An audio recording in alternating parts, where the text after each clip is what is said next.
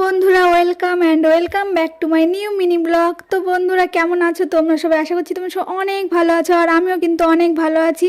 তো আমি এখন সকাল সকাল স্নান করে রেডি হয়ে নিয়েছি। আর এই যে দেখো, আমার পিসির বাড়ি একটা মিনি ছিল, সেই মিনিটা আমাকে তো পাত্তাই দেয় না, তবুও আমি ওর পিছন পিছন ঘুরি। ওই যে সে চলে যাচ্ছে আমার ভয়ে। আমি বুঝি না আমাকে কেন ভয় পায় ও, আমি কি ভূত নাকি পেতনি কে জানে। তো যাই হোক, যে কোনো একটা হবে। আর এইদিকে দেখো মৌসুমী ঠাকুর ঘরে পুজো দিচ্ছিল, আগের থেকে আমার আগে স্নান করে রেডি হয়ে নিয়েছে। আর এখানে ও পুজো দিচ্ছে আর আমাকে বলল ফুল, তারপরে তুলপো ঘাস, তারপরে সেই আমের বললো, এইসব অনেক কিছু তুলতে বললো। কারণ আজকে পিসিদের বাড়িতে মানে নতুন ঘর তৈরি হবে, সেখানে একটা পুজো হবে, তার জন্য। তো আমি এখানে দুল্প গাছ তুলছি প্রথমেই। তার মধ্যে তোমাদের কটা সুন্দর সুন্দর কমেন্ট পড়ে নিই।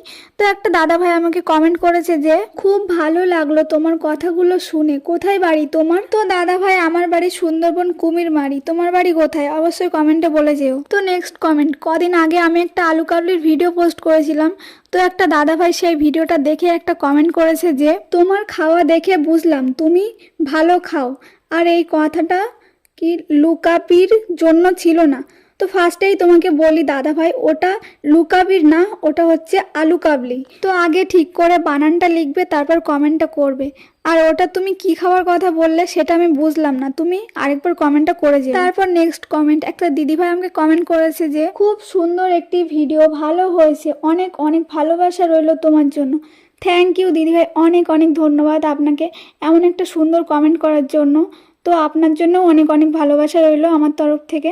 তো আমি এর আগে একটা ব্লগে বলেছিলাম যে আমাকে চশমা পরে কি খুব বাজে লাগে, তো আমাকে একটা দাদাভাই কমেন্ট করেছে যে সানগ্লাস পরলে তোমাকে খুব সুন্দর দেখতে লাগে। থ্যাংক ইউ দাদাভাই আপনাকে আমার কনফিউজটা দূর করার জন্য। তো বন্ধুরা আজকে এই পর্যন্ত থাক, অনেক কমেন্ট পড়ে নিয়েছি, আরও তোমরা সুন্দর সুন্দর কমেন্ট করো, নেক্সট ভিডিওতে পড়বো।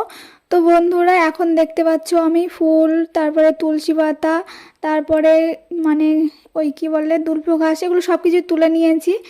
আর এখন একটা ফুল তুলবো, কিন্তু ফুলটা অনেক দূরে, তাই আমি এখানে রাখলাম ঝুড়িটা, আর ওপর থেকে ফুলটা পাড়ছি। আর এত বড় গাছে এই একটাই লাল ফুল ছিল, সেটা আমি পেরে নিলাম এক্ষুনি। তো আমার এখানে প্রায় সব কিছু মোটামুটি নেওয়া হয়ে গেল, এখন শুধু নিতে হবে একটা আমের বল্লভ, তো আমি সেটাও এখন পেরে নিচ্ছি। তো বন্ধুরা সব পুজোতেই তো আমের বল্লভ লাগে, কিন্তু আমের বল্লভে 5টা পাতাই কেন থাকে তোমরা কি জানো? তোমরা জানলে কমেন্টে অবশ্যই বলে যাও। আর আমিও জানি না, এটা আমি শুনবো যখন পুজো করতে আসবে ব্রাহ্মণ, তার কাছে শুনে নেব। তো আমি এখন এই সব কিছু নিয়ে মৌসুমীর কাছে চলে যাচ্ছি, আর মৌসুমী এখানে ঠাকুর ঘরে সব কিছু জিনিসপত্র গোছাচ্ছে, ঠাকুর ঘরে পুজো দিচ্ছে। আর এখানে বললো যে জলটা একটু বাইরে ফেলে দিতে, তাই আমি ওই গাছের গোড়াতে দিয়ে দিলাম জলটা। তারপর আবার মৌসুমী ওই